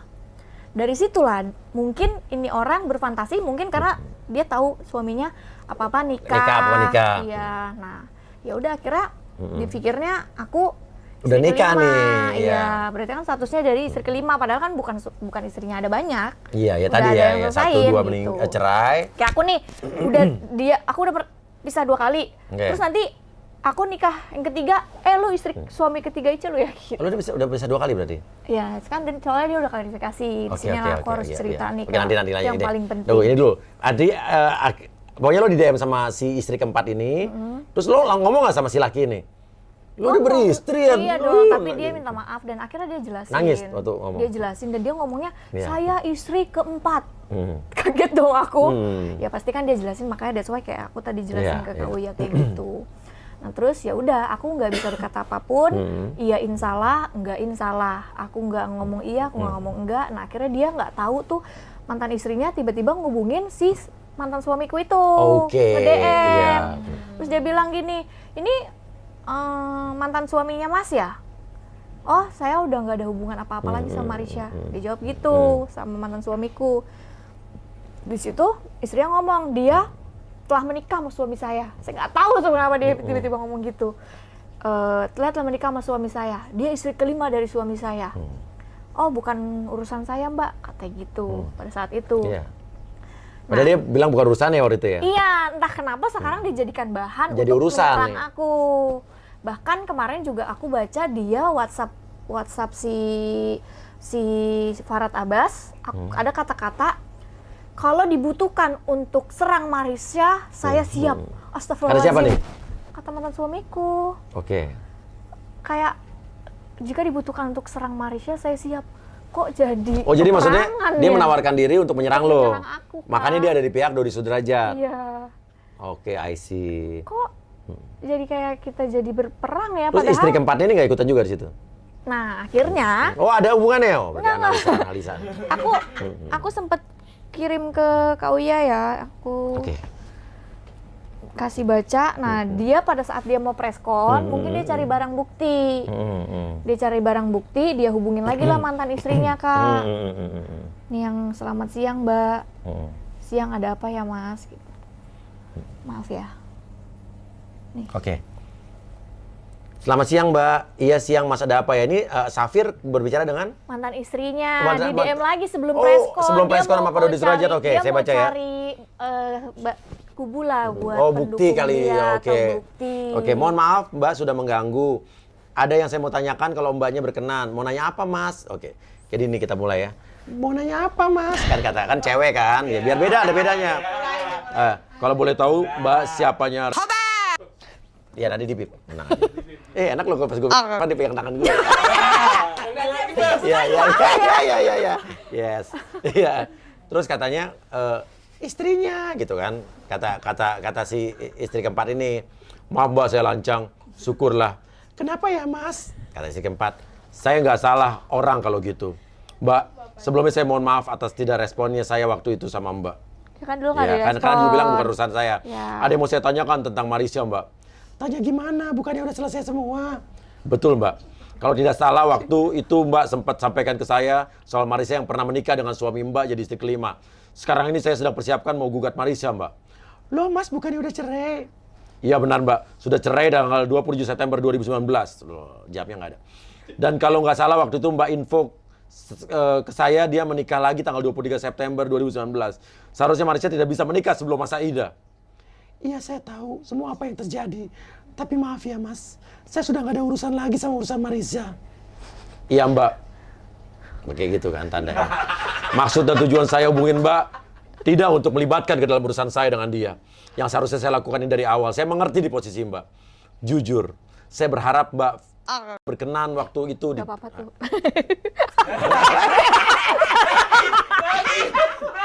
Ya. Kasihan di bawah-bawah. Jujur saya berharap Mbak berkenan untuk bantu saya berikan sedikit info saja untuk pernikahan Marisha waktu itu saja Mbak. Jadi dia pengen si Mbak ini bersaksi. Cari bukti lah. Karena itu menjadi poin yang lain dari beberapa masalah yang nanti aku akan hadapi dia. Tapi kalau Mbak tidak berkenan nggak apa-apa Mbak. Insya Allah dalam hal ini saya tidak akan melibatkan siapa-siapa termasuk Mbak. Maaf ya Mas, saya udah nggak mau terlibat apapun tentang Marisha. Saya udah tutup buku. Maaf ya Mas. Ya Mbak, saya mengerti karena saya pernah rasakan hal yang sama waktu itu. Mbak hubungi saya. Terima kasih, mohon maaf kalau sudah apa nih? Mengganggu. Kalau sudah mengganggu. Nah, di situ aja akhirnya si istrinya itu ya dia nggak punya barang bukti apa-apa ya karena makanya akhirnya dia nggak mau ikutan. Nggak mau ikutan. Karena dia ternyata ya, dulu udah berpikir emosi. Cuma fantasinya dia aja kan. Kayak aduh, capek banget sama orang-orang kayak gini. Oke. Mau nggak mau, jadi, karena dia sudah ngomong ke media dan ini kan ada jejak digital, aku juga punya anak, aku punya keluarga, aku harus jelasin. Masa aku harus jelasin satu persatu ke orang, kan nggak mungkin gitu. Jadi tidak benar itu. Tadi kronologisnya sudah diceritakan kan. Kenapa ada berita dia istri kelima itu karena ya tadi Mbak Ica sempat berhubungan dengan seorang laki-laki setelah cerai, masih muda 34 tahun, ternyata Ica nggak tahu dia udah menikah 4 kali karena di rumahnya tidak ada, dan dia nggak pernah cerita dia udah menikah kan? Enggak. Ya kan karena deketnya juga belum lama. Iya, dan setelah tahu dia udah punya istri, apa yang dilakukan Marissa? Tetap dengan dia apa? Enggak. Udah cabut dari dia. Langsung. Tapi hubungan tetap baik, kayak terakhir aja. Nih aku bukain chatnya ya. Selamat siang Dek, maaf ganggu, mau tanya apa? Kata dia. Kan sopan-sopan aja kan, maksudnya orang WA, aku nggak balas, ntar sombong. Dokter gigi yang bagus di Kemang namanya apa ya Dek? Tolong alamatnya. Nanya kamu. Iya. Kamu tolong kasih alamatnya, nih. Thank you. Aku cuma balas apa? Kontaknya dikasih itu. Iya Dek, terima kasih. Ya gitu-gitu aja. Dia nggak nanya, Dek, tahu nggak restoran steak yang enak di Jakarta? J-Steak di Mahakam. Enak banget tuh. Nanti aku cobain. Cobain ya, bener. Itu nanti dimasukin Instagram. Oke, jadi itu intinya masih berhubungan baik, tapi tidak ada hubungan. Oke, langsung mundur teratur lah ya. Mundur teratur. Oke. Itu penjelasan Ica. Kenapa ada berita sampai dia jadi istri kelima. Itulah juga yang membuat aku kayak, ya Allah, kehidupan ini kok sulit banget ya. Kayak, ini yang aku mau ceritain lagi kan, dia juga sudah mengungkap kalau ini saya yang kedua gitu. Oke, jadi dia mengungkap bahwa ternyata kamu udah pernah menikah kedua kali dan dia adalah dengan dia itu kedua kali kamu menikah. Ya, maksudku gini loh Kak, dia juga punya aib yang super parah banget, tapi aku ya udahlah. Selama ini kamu nggak pernah ngomong. Nggak pernah ngomong. Dia juga punya aib sama masa lalunya, dia juga udah berkali-kali gitu. Ini yang aku harus ceritakan karena anakku juga harus tahu. Oke. Mungkin anakku saat ini belum mengerti, cuma nanti someday suatu saat Aurel besar nanti, Aurel bisa mengerti dan paham rasanya jadi aku. Jangan sampai ibu gue kok nikah berkali-kali ya gitu. Ini yang aku mau cerita, sebenarnya tujuan aku nih untuk Aurel semua, kayak Aurel nanti denger video ini. Jadi pada saat dulu sama ayahnya Aurel, dia tuh non muslim, dan aku berharap kita sama-sama berharap, biasa kalau non muslim gitu beda, kita sama-sama berharap bisa satu ikut aku, dia bisa ikut aku dan aku bisa ikut sama dia gitu. Nah terus udah gitu aku bilang sama dia untuk kalau yang ini aku akuin dia dari keluarga, ada keluarga yang bapaknya Aurel besar, ya. Dia sangat dikenal di daerahnya dia. Apa namanya? Keluarganya juga sebenarnya keluarganya baik, cuma kita dibedakan dengan agama. Terus ya lo disetujui dulu mungkin pernikahannya. Sebenarnya disetujui sama keluarganya, cuma pengennya aku yang masuk ke sana. Dan lo tetap memegang teguh agama lo. Nah akhirnya sempat dia masuk Islam, ikut sama aku.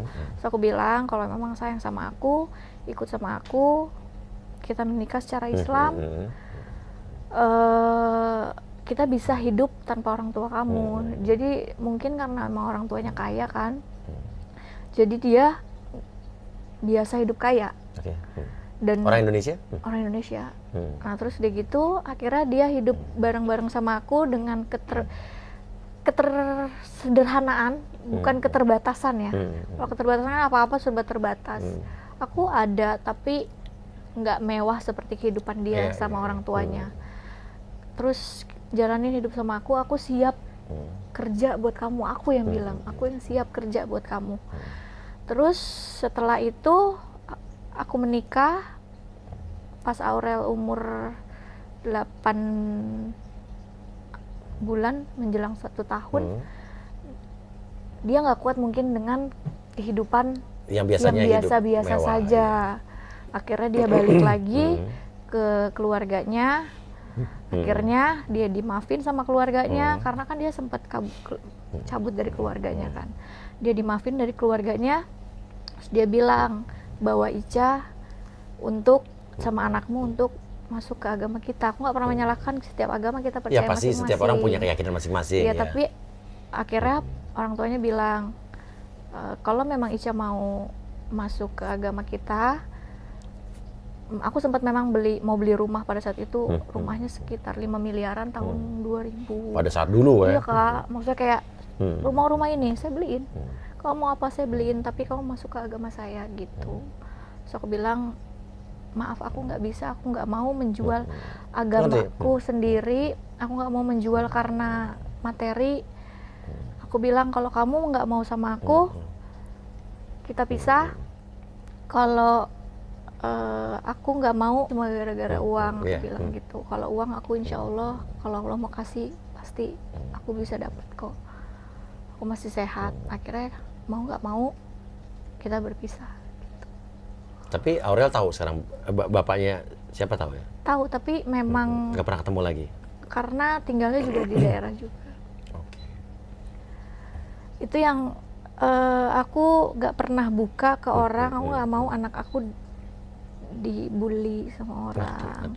Terus kayak kenapa kok siang ini membuka sesuatu yang selama ini lo nggak pernah buka juga, dan bukan urusan dia gitu ya? Dan dia juga punya aib yang sangat banyak gitu. Dan aku di sini bukan nggak mau jujur, tapi aku cuma menjaga perasaan anak aku yang nggak mau. Dan aku mau Aurel tahu bahwa Bunda gak ganti-ganti suami. Bunda sudah berusaha mempertahankan rumah tangga Bunda yang pertama, tapi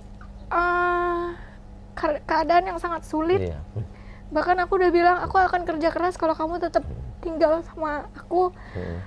Dia tetap nggak bisa dengan kehidupan kita yang biasa-biasa aja gitu. Dia biasa hidup sama orang tua yang sangat kecukupan.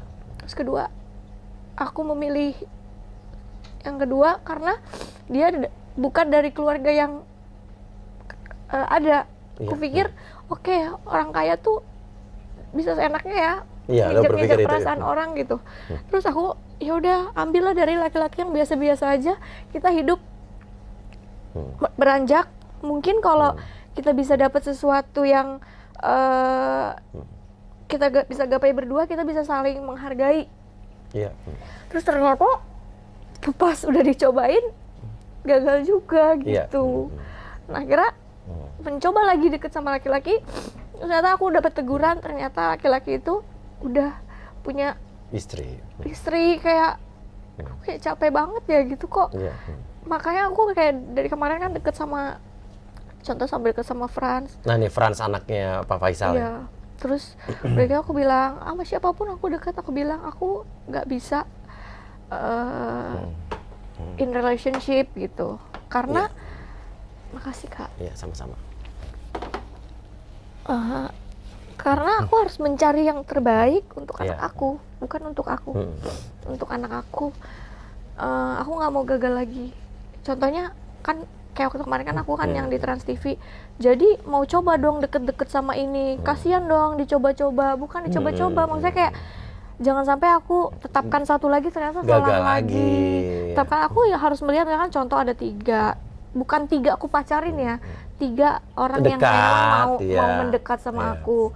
Ya aku lihat mana yang memang dia baik untuk masa depanku dan anakku gitu loh Kak. Tapi di sini aku nggak ada sama sekali aku buka hati atau aku percaya gitu sama laki-laki. Saat ini susah banget. Terus sama si siapa anaknya Pak Faisal sih? Oh, Frans, kakaknya Fuji. Kenapa? Oke, ini apa jangan-jangan mantan suami kamu cemburu mungkin kamu senang dengan kakaknya Fuji itu? Kamu mau Fuji mau jadi adik ipar kamu mungkin? Nggak. Makanya dia kan ada di pihak Dodi nih. Pak Dodi Sudrajat kan ibaratnya kita sama-sama tahu lawannya adalah Pak Faisal sekarang ini ya. Ya rivalnya lah ya. Nah, kamu sekarang dekat dengan Pak Frans, dengan Frans anaknya Pak Faisal, kakaknya Fuji. Jadi, wah, mantan istri gue nih. Mungkin ya gitu tuh. Gak tahu ya. Pak Dodi Sudrajat deh gitu kan. Iya, kenapa mesti gabung sama Pak Dodi gitu? Gue juga bingung. Iya. Kenapa nggak gabung sama Pak Rasman apa siapa gitu kan? Iya. Aku juga bingung tuh Kak, kenapa? Iya, kenapa ya? Gue juga masih penasaran sih. Tadi kan netizen sih juga banyak ngomong gitu. Kak, kenapa dia gabungnya sama Dodi ya? Apa karena dia cemburu kakak deket sama Frans? Enggak. Oh, ada netizen bilang gitu? Iya. Bahkan ada netizen yang ngebantu aku ngebongkar-bongkar aibnya dia. Nih kakak bisa baca sendiri ya.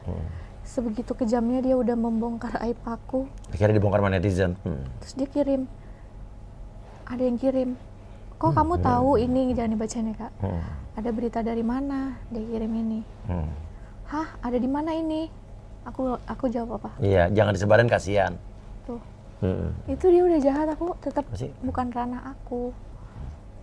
Oke.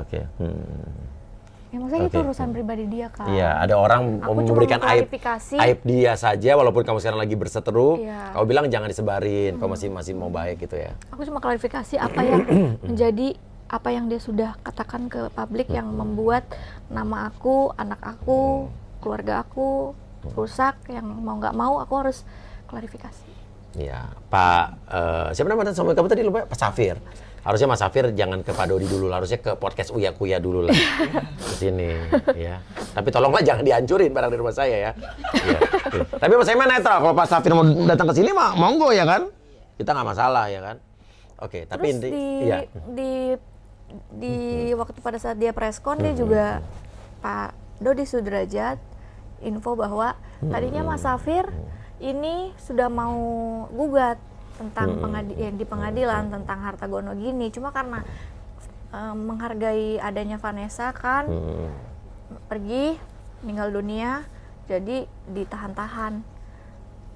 Yang dulu sempet kan pada saat si Jeki bilang pada saat Vanessa kemarin lagi ada permasalahan yang sempet ditangkap satu kali itu, aku sempet gak ada waktu yang kapan tuh ya pakai permasalahan Vanessa yang pertama kali ditangkap. Nah itu karena yang melarang aku untuk main sama Vanessa itu Safir. Nggak boleh main sama Vanessa. Bahkan terakhir kali Vanessa lagi butuh, ada kebutuhan kan biasalah, maksudnya kayak sama temen gitu kan, kayak aku juga sering lah butuh. Bun, boleh nggak aku pakai ini? Dia yang melarang. Nggak boleh. Jangan coba-coba pinjemin dia ya. Oh, dia yang melarang? Dia nggak suka banget sama Vanessa Angel. Terus yang melarang aku main sama Vanessa, semua nomornya Vanessa di blok, itu semua dia. Kalo sampai teman cewek aja di blok ya? Iya, kalau dia bilang dia menghargai pada saat Vanessa pergi, karena itu Pak Dodi bilang, itu bohong banget. Karena aku tuh sempet nggak ada buat Vanessa karena aku nggak boleh main sama dia. Mantan suami kamu. Oke, pokoknya mudah-mudahan mantan suami kamu dengan mantan suami kamu ini Safir ini tidak berlanjut, tidak jadi berjilid-jilid. Selesai di sini, bagaimanapun, biar bagaimanapun, Marissa tadinya nggak mau membongkar aib mantan suami, tapi akhirnya harus bercerita bukan tujuan membongkar aib, karena ingin melakukan memberi penjelasan dan juga pembenaran versi kamu. Akhirnya mau nggak mau, akhirnya ini diungkapkan, kan? Begitu kan sebetulnya kan ya? Ya, tapi ya kita berharap ya Safir dan kamu tidak ikut terlalu jauh sama polemik ini, karena sebelumnya tadi nggak ada hubungannya ya. Iya, kaget tuh baik-baik aja. Mertuaku, mantan mertuaku dateng, masih aku ajak jalan-jalan. Mama di Jakarta, sini Mama main ke sini. Nggak enak Mama ke situ, katanya. Nggak apa-apa, Mama kan tetap kayak aku bilang gitu. Terus sempet aku ajak jalan-jalan. Ayo Ma, kita jalan-jalan. Ica udah sewain villa untuk Mama. Nggak enak nak, jangan nanti uangmu habis. Mantan mertua aku tuh sebenarnya baik semua keluarga. Nggak tahu kenapa dia lain sendiri. Ya, mungkin hilaf kali ya. Ya udahlah, pokoknya intinya Safir kalau lihat ini selesaikan baik-baik. Kalau Safir telepon kamu nggak ada masalah kan? Maksudnya untuk bicara ini baik-baik apa kamu udah nggak mau? Kayaknya kalau memang dia masih bermasalah sama aku, ya kalau memang tujuannya adalah harta gono gini, ya dimajukan aja ke pengadilan. Oh ya udah, kalau mau harta gini monggo gitu ya. Karena dia sendiri yang sudah terakhir emang case-nya nggak baik-baik juga Kak. Dia aku, maaf nih ya Kak bahasa kasar, sampai dia malu. Iya. Iya, bengkak. Sampai aku visum hasilnya bengkak. Ada visumnya? Ada. Dan kamu nggak pernah laporin ke polisi? Laporin yang terakhir Kak. Oh, terakhir laporin. Makanya aku bilang, kayak gini ya cara pembalasan kamu gitu kan. Nah pas laporin hasilnya sudah jadi tersangka di Polres Tangsel. Boleh dicek kalau dia nggak ngaku, masih ada pastikan datanya data LP-nya kan. Udah SP3? Belum di SP3. Oh jadi masih bisa lanjut? Seharusnya. Karena waktu itu aku sudah jadi tersangka, terus dia minta maaf sama aku, dia bilang tolong jangan kayak gini, aku punya keluarga gitu. Oke, harusnya sih menurut gua kalau udah sampai kayak begini, harusnya Safir nggak kaget dong Kak, makanya dia tiba-tiba dia nyerang aku. Karena bisa jadi kamu bisa melanjutin kasus yang dulu kan? Iya, nah terus tiba-tiba baca dia WA ke si Bang Farhad bilang kalau dibutuhkan untuk serang Marisha saya siap. Kok malah mau serang aku, kenapa gitu? Terus sudah jadi tersangka Kak, abis itu dia minta maaf, aku mau cabut perkara. Keluar dari Polres Tangsel, ternyata dia acting doang. Marah-marah lagi? Iya, marah-marah lagi. Ya naik lagi lah aku. Nggak jadi cabut? Iya, aku bilang makanitnya Pak, saya nggak jadi cabut, dia ternyata acting doang. Oh nggak bisa, dia udah tulis cabut kata dia. Padahal dia tadi udah sujud tuh Pak, bisa berubah langsung. Dia udah tulis cabut, nggak bisa itu dicabut lagi. Tuh kan Pak, lihat kan Pak, dia udah marah-marah lagi Pak, dia acting doang gitu. Saya yang bodoh, berkali-kali dia sering kayak giniin saya, tapi saya tetap mau maafin dia, aku bilang gitu. Nah terus akhirnya udah kata Pak Kanit, udah sekarang jangan pada emosi. Ini surat yang kamu bilang kamu mau cabut, saya pegang dulu. Nanti kamu hubungin saya 2-3 hari. Kalau memang kamu benar-benar nggak mau cabut, kamu telepon saya. Udah 2-3 hari aku telepon, Pak, saya tetap nggak mau cabut karena orang ini kayaknya sudah berkali-kali dan saya kan dipukulin nggak cuma sekali 2 kali. Gitu. Jadi ini kasus masih bisa lanjut lagi sebetulnya kan? Harusnya. Oke. See. Gitu, maksudnya kayak terakhir juga dia ada permasalahan keuangan, boleh nggak bantu? Aku bantu. Udah cerai nih? Udah cerai, udah cerai, udah bohongin aku masalah itu tuh yang acting doang, udah jadi tersangka. Kamu masih mau bantu juga? Iya, karena menurut aku dengan berjalannya waktu, ya udahlah gitu kan, kita udah punya udah punya kehidupan sendiri. Dia juga dia memang ada juga baiknya gitu, walaupun buruknya juga banyak gitu. Aku masih memandang dia juga masih banyak baiknya. Jadi kamu shock nih dia muncul nih ya? Shock banget. Nah terus kayak bisa nggak kirimin sekian? Ya sekian. Berapa kali tuh aku kirimin? Iya oke. Nggak ada dibayar, nggak ada dicicil. Ya udah nggak apa-apa, aku ikhlas. Aku juga nggak pernah tagih kok gitu. Tapi kenapa kok tega banget sampai menyerang aku dan anak aku bagi aku karena sekarang ini akhirnya biar dia membongkar lo dan nikah 2 kali. Iya, jadi kan membuat anakku jadi nanti dibully sama teman-temannya kalau nggak aku klarifikasi. Anakku kan nanti bakal punya kehidupannya. Dia punya suami. Cowok-cowok yang mau deketin dia jadi takut karena disangkanya aku nggak bener banget gitu. Tapi mudah-mudahan klarifikasi ini bisa menjelaskan semua ya, bahwa dia udah dijelaskan tadi kenapa jadi ada istri kelima itu udah dijelaskan. Terus ya memang Ica benar sudah pernah menikah 2 kali, benar udah dijelaskan juga. Mudah-mudahan ini bisa jadi, ini kan juga bukti ini, video ini akan tetap ada nanti kalau anak kamu gede kan bisa melihat ini juga. Iya. Aku memang tujuannya buat anakku sih, karena mungkin sekarang dia mungkin nggak peduli. Pada saat dia nanti dewasa, ngebaca kok, apa dia nih punya gitu? pacar, terus nanti dia dibully sama pacarnya atau dia dibully sama teman-temannya, mungkin dia mudah-mudahan dia baca atau dia bisa memahami video itu. Anak kamu umur berapa sekarang? 9 tahun. 9 tahun. Nah kita nggak tahu, siapa tahu nanti udah gede anak kamu sama Nino pacaran, kita nggak tahu kan. Ya Ica sama Uya kan jadi besanan. Masih Nino 16 tahun, ya 9 tahun deket lah sama sekarang, mau beda-beda dikit ya kan. Iya. Mendingan Nino sama anaknya Ica apa Ica sama saya gitu kan. Iya. Oke, ini kita sudah clear semua ya. Sekarang saya mau nanya soal perkembangan kasus dengan MZ. Mas sayang, jemput aku dong sayang. Aku kirim share location rumah aku mau. Biar gak susah nyarinya. Tapi aku nggak biasa dijemput pakai mobil tahanan. Aku tuh kalau kemarin ditangkap sama Polda Metro 2019 tuh mobilnya minimal Fortuner gitu. Jadi mobilnya yang bagus ya. Intinya tadi aku udah nelfon lawyer aku ya. Aku minta dijemputnya pakai ini boleh nggak? Pakai Velfire aja.